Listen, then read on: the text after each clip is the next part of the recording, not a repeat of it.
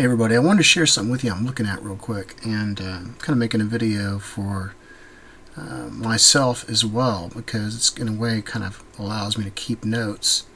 But you know, as I've been studying all this stuff, it appears very obvious that what these guys are showing is anatomy. Now I have figured this particular box out, and what this box does is it presents different pieces of the puzzle. Take a look at it. There's all kinds of things that you can fit in here, and they fit just perfect. For example, the throne that you see right here and the triangular region that you see right there also fits right here. Okay, but the reason that it also fits right there is because if you notice the shape of this, it's also part of the shape of this trapezoid right here, which is part of the pons. And this area that you see right here is where the cerebellum fits in, just like a groove, just like a puzzle piece. So we've got all these things going on, and there's also something else that fits here as well. You've seen this piece before with these four dark areas. Well, what I did was I decided to go ahead and show you how all that fits in there just perfectly, to show you that we're actually looking at the human body. So I colored it in for you. So you can see the areas that I colored in that are red, and this is the very top of the spinal column. You can see that it fits in there just like a puzzle. The blue piece that you see right here, this top part of the vertebrae, is actually his two fingers, and then the green area here is his thumb. So this area, this width right here, between his thumb and looks like the second to the last knuckle.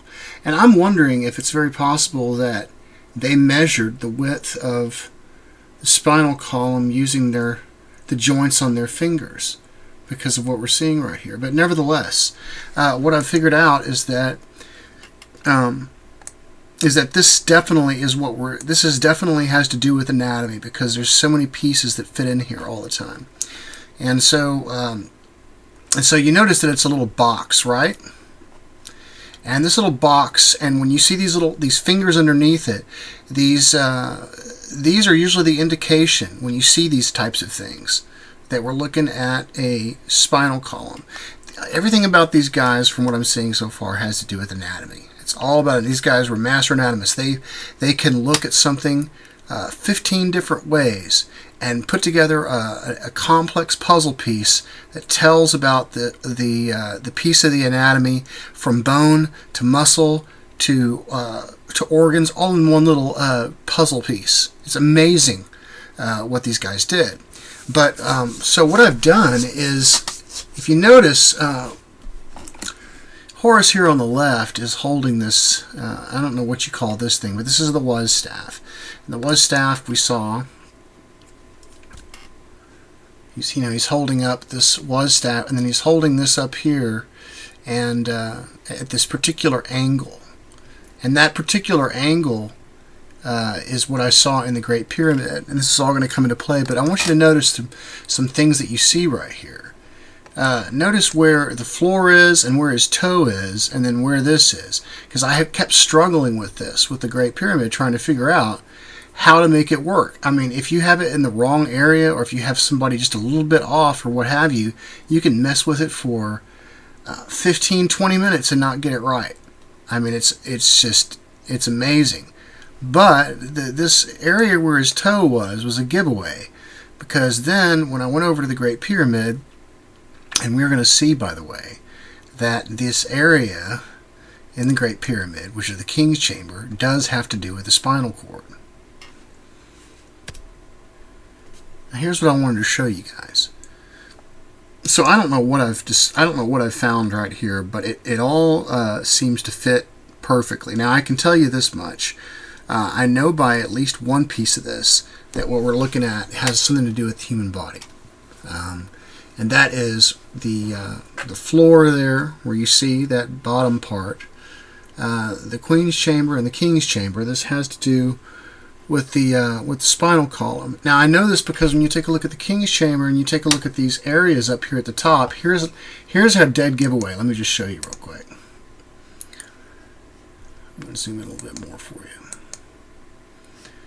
Okay, you notice how these, and this, by the way, is a to scale map and everything, and you can tell when you start messing with these things, you know whether they're right or on or not. But you notice how the way these things are cut, this is cut at a slight angle right here, and then it comes up. Well, I'll tell you why that is. The reason that is because when you look at the spinal column right here, you can see that that comes down at an angle, and you can see that there's an area right here that comes across straight. So when we knock down the opacity, you can see that that follows the line of the spinal cord just perfectly. Now, if you think this is being a little bit too detailed, it's not. This is the way everything that they do is. And let me show you something down here. If I hadn't been right, you see where his toe is? You see this little area that comes up right here? Right where his toe is? If it's not exactly right there, you will not get the lineup as perfect as it is. And let me show you some other clues that are interesting about this. The division of the middle pyramid, of the middle of the pyramid, and the shaft right here cradles the skull. Okay. Also, it's interesting because you would think that you should only have just the one spinal column, but it's almost like they accounted for somebody like Horus holding this thing, because there's a lot of other weird factors going on with this thing. I don't know what's going on, but it seems like I've found something here. I definitely know this has something to do with the human body. Here's his thumb. His thumb, we saw, was inside the spinal column last time. It's right in the middle of the Queen's chamber, and at the very top, where the tip of this is, would be the top part of phi. It would be where the top of the heart is. This would be the bottom part of the heart. This is the top part of the heart. This line right here goes straight down his arm. Okay? Now this is where it gets kind of weird right here.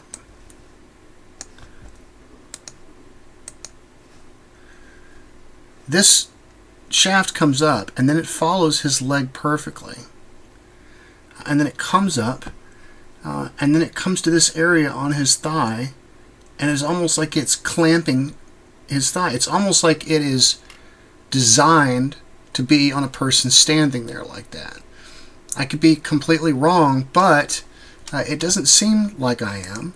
There's just so many factors here that are involved. So we have definitely this area right here, and notice where it ends. It ends right on the pineal gland once again, and that's right where these, right where those three come together right there. And that's the tip of it, and that's where the pineal gland is. And that would be the same as Osiris. So if we were to put anything in here mimicking the human body, then this is what you would end up with when you're going from the sacrum to the pineal gland. And it just seems really interesting that all of these things with Horus over here lines up the way that it does. But you'll also notice that his was staff fits right in that groove as it goes all the way down. Right where his hand is, right where his thumb is, splits the middle of the Queen's chamber. And that line is... See, this is the reason why I believe that this is supposed to be here like this. There's a lot of different factors, including what you see on his legs and stuff right here. And his toe having to be there in order to be able to measure. Otherwise, you wouldn't know whether to take the was staff and set it on this or where to put it, unless you were hanging from this right here. And so it's better to have a seat, and the seat is his toe when you use it from the other place. So anyways, I just want to share that with you real quick. It appears that, I know there's a lot of speculation about what the Great Pyramid is, and I think it served multiple functions. I've shown you that. Well, we know from Robert Bauval's work that it mirrors Orion, and this can be confirmed because when we take a look at Orion in the sky, we can see that the Nile Delta and where its location is would correspond to the Orion Nebula in that area when you're looking at the pyramids. And then we see that the Orion Nebula trapezium actually matches stuff on the Nile Delta. So we know all that stuff is confirmed. And then so we see that the Orion Nebula is actually a brain. And so that gives us some insight into the whole idea of the anatomy part, as well as Michelangelo and some of the others. So it all comes down to something about anatomy, is what I'm seeing here. Now, it may have had the functions of a power plant or what have you, but I'm not as inclined to believe that, because they had these rituals called the initiation of the pyramid, and I believe that what the pyramid served as is some kind of a possibly something to do with consciousness. And I'm not really sure what it is, but it's definitely showing some kind of measurements of the human body. What's the purpose of that? At this point, I don't know. But from everything I've learned so far about the Egyptians, everything they do has a reason. And a lot of times the reason is because they want you to learn something else.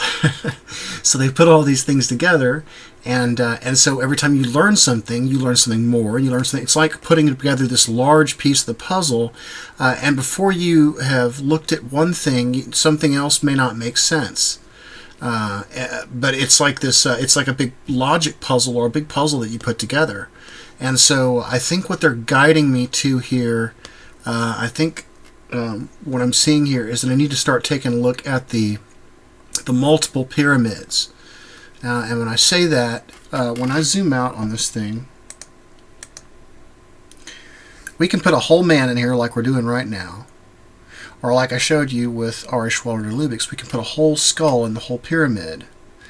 Now, if you keep amplifying that same logic over and over and over again, what you have these pyramids that grow larger and larger and larger based on the same ratio from the spinal column to the brainstem, right? Because this whole area right here for a large skull would be the brainstem, but for a person, it's this whole area right here. But the communication seems to be here is that everything, even to the largest thing that we would possibly see or use, would all end in this same point right here. And that's the pineal gland. And what we've learned so far is the pineal gland has something to do with a black hole. And there's some kind of a spiritual communication here. It's something about a vortex or something. So I need to dig into this a little bit more. I'm going to start trying to map these multiple pyramids and start expanding out with it and see what happens. But we can see right here the way that these that is right in line, the angle and everything. And there's none of this is by mistake, because when you take a look at the puzzle pieces and all this kind of stuff, the way everything fits in there just perfectly. No, it's all exact. And when you start playing with this stuff and messing around with it, you realize that. So this has something to do with the spinal column, and this has to do with the pineal gland. This whole king's chamber, queen's chamber thing, you can see by the way everything is lined up, it has something to do with the human body.